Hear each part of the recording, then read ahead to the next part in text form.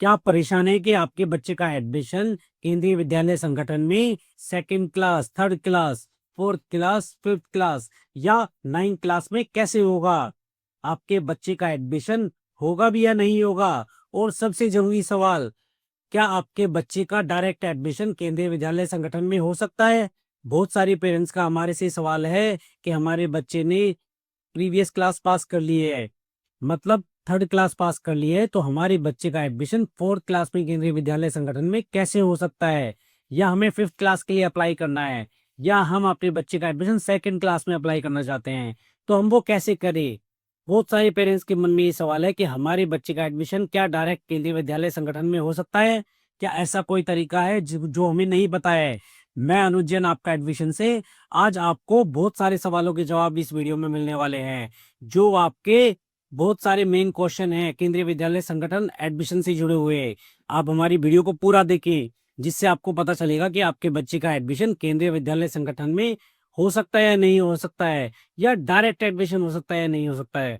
हम सबसे पहले बात कर लेते हैं कि एडमिशन रियलिटी क्या कहती है केंद्रीय विद्यालय संगठन में।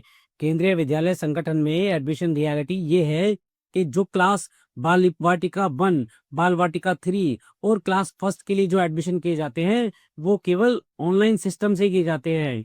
इसके बाद जो सेकंड क्लास से नाइन्थ क्लास के लिए एडमिशन किए जाते हैं वो केवल तभी किए जाते हैं जब उस क्लास में वैकेंसी अवेलेबल होती है। अगर कोई वैकेंसी अवेलेबल नहीं होती है तो उसमें आप चाहे कुछ भी कर लो, उसमें एडमिशन नहीं होगा। अब हम बात कर लेते हैं सेकंड पॉइंट की, कि सेकंड से नाइन्थ क्लास के बीच में एडमिशन कैसे होगा? हमें कैसे पता चलेगा कि हमारे बच्चे का एडमिशन सेकंड क्लास से लेके नाइन्थ क्लास के बीच में हो सकता है? मैं आपको बता दूं कि जिस भी केवी में आपको एडमिशन लेना है, उस केवी में आपको जाकर वहां पे पता करना होगा कि उस क्लास में वहां पे सीट अवेलेबल है या नहीं है। ये इंफॉर्मेशन ज्यादातर आपको ऑफलाइन मोड में ही मिलती है। आपको ऑनलाइन मोड में कुछ ही साइट्स पर ये देखने को मिलता है कि वहां पे वैकेंसी दिखाई जाती है कि हमारे स्कूल में ये वैकेंसी अवेलेबल है। जिस भी केवी में आप करवाना चाहते हैं, आप वहां पे जाकर वैकेंसी पता करें और अपने बच्चे के एडमिशन के लिए फॉर्म अप्लाई करें। तभी आपके बच्चे का एडमिशन केंद्रीय विद्यालय संगठन में सेकंड क्लास से लेके नाइन्थ क्लास के बीच में हो सकता है। पूरी सारी प्रक्रिया ऑफलाइन मोड में ही है।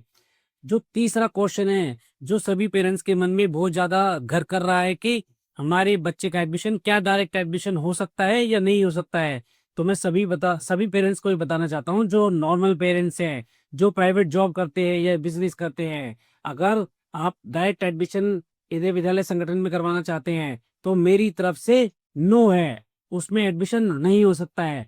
केवल स्पेशल केसेस में ही केंद्रीय विद्यालय संगठन में डायरेक्ट एडमिशन हो सकता है। अगर आप सेंट्रल गवर्नमेंट एम्प्लॉई हैं। दूसरा, अगर आप कहीं से ट्रांसफर होके आते हैं। तीसरा, स्पेशल कोटा केसेस में, केवल इन्हीं केसेस में आपको डायरेक्ट एडमिशन केंद्रीय विद्यालय संगठन में मिल सकता है। और कोई भी ऐसा तरीका नहीं है जिससे आप अपने बच्चे का दाखिला उसमें करवा पाए जिस क्लास में आप करवाना चाहते हैं। तो इसलिए सभी पेरेंट्स सावधान रहें और इन चीजों से दूर रहें। अब चौथा सवाल ये आते है चाहता है कि केंद्रीय विद्यालय संगठन में कि कितने चांसेस है एडमिशन के, हम अपने चांसेस को कैसे बढ़ा सकते हैं। मैं आपको बता दूं कि अगर आप स्कूल के पास रहते हैं, चाहे वो गांव का एरिया हो या शहर का एरिया हो, जितना आप स्कूल से पास रहते हैं उतने आपके चांसेस ज्यादा बढ़ जाते हैं एडमिशन के लिए। दूसरा, अगर आप नॉर्मल क्लास के लिए अप्लाई करते हैं, सेकंड से लेके फिफ्थ क्लास के लिए अप्लाई करते हैं, तो आपके चांसेस ज्यादा होते हैं एडमिशन के लिए। और अगर आप हायर क्लास के लिए अप्लाई करते हैं, मतलब सिक्स से लेके नाइन तक, तो आपके चांसेस थोड़े लो होते हैं। मगर इम्पॉसिबल नहीं है, आपका एडमिशन पॉसिबल है। बस आपको कुछ जरूरी बातों का ध्यान रखना है कि हमें कब अप्लाई करना है और कैसे अप्लाई करना है। अब हम अगला बताते हैं आपको कि कब इसमें अप्लाई करें, कैसे अप्लाई करें। मैं आपको बता दूं, केंद्रीय विद्यालय संगठन ने 2026 के लिए जो नोटिफिकेशन दिया है उसमें ये डेट्स दी गई हैं कि आप कब वैकेंसी पता कर सकते हैं, कब स्कूल में जा सकते हैं, और कैसे आपको पता चलेगा कि किस स्कूल में कौन सी क्लास में ये वैकेंसी अवेलेबल है। आपको उसके लिए करना ये होगा कि आप उस स्कूल में विजिट करें और उसके लिए पता करें। 2 अप्रैल से लेके और 8 अप्रैल तक आप इसमें अप्लाई कर सकते हैं। आप उस स्कूल में जाएं, 2 अप्रैल की डेट आप लिख कर रख लीजिए। उस दिन आप स्कूल में जाएं और ये पता करें कि इस क्लास में सीट अवेलेबल है या नहीं है। जिस क्लास में भी आप अपने बच्चे का एडमिशन करवाना चाहते हैं, तभी आपको ये पता चलेगा कि आपके बच्चे का एडमिशन उस क्लास में हो सकता है या नहीं हो सकता है। इसके लिए जो डेट्स हैं वो केंद्रीय विद्यालय संगठन ने ऑलरेडी जारी कर दिए हैं। 13 तारीख को इसकी सूची भी आ जाएगी और 15 अप्रैल से लेके 15 अप्रैल 2026 से लेके 20 अप्रैल 2026 तक उसमें आप दाखिला भी अपने बच्चे का करवा सकते हैं। अगर फॉर्म ज्यादा आते हैं, जितनी भी वैकेंसी अवेलेबल होती है, तो उस कंडीशन में आपको लॉटरी सिस्टम से दाखिला दिया जाता है। उसमें आपके एडमिशन के चांसेस बढ़ जाते हैं।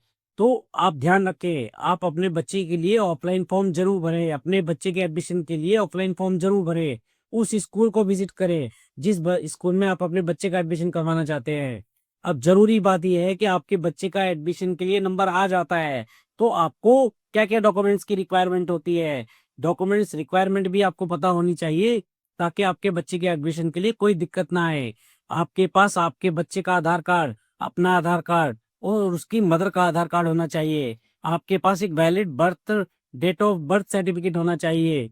आपके पास एक वैलिड एड्रेस प्रूफ होना चाहिए, जिससे आपके बच्चे के एडमिशन में कोई दिक्कत ना आए। अगर आप प्रीवियस स्कूल में किसी में ही पढ़ा रहे हैं, तो उसका आपके पास रिजल्ट होना चाहिए, ताकि जब भी आपके बच्चे का एडमिशन हो और डॉक्यूमेंट्स वेरिफिकेशन हो, तो वो सभी डॉक्यूमेंट्स आप टाइम पर दिखा पाए और आपके बच्चे का एडमिशन सिक्योर हो पाए।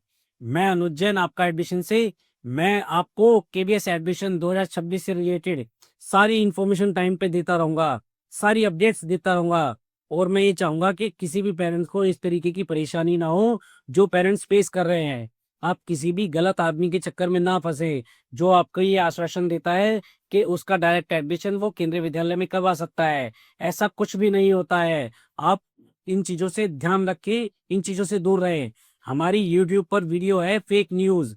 जो भी फेक न्यूज के चक्कर में फंसता है, वो अपना एडमिशन केंद्रीय विद्यालय संगठन में खराब कर लेता है। इसलिए आप हमारी वो वाली वीडियो भी जाकर देखें, जिससे आपके एडमिशन में आपको बहुत हेल्प मिलेगी और आप अफवाहों से भी दूर रहेंगे।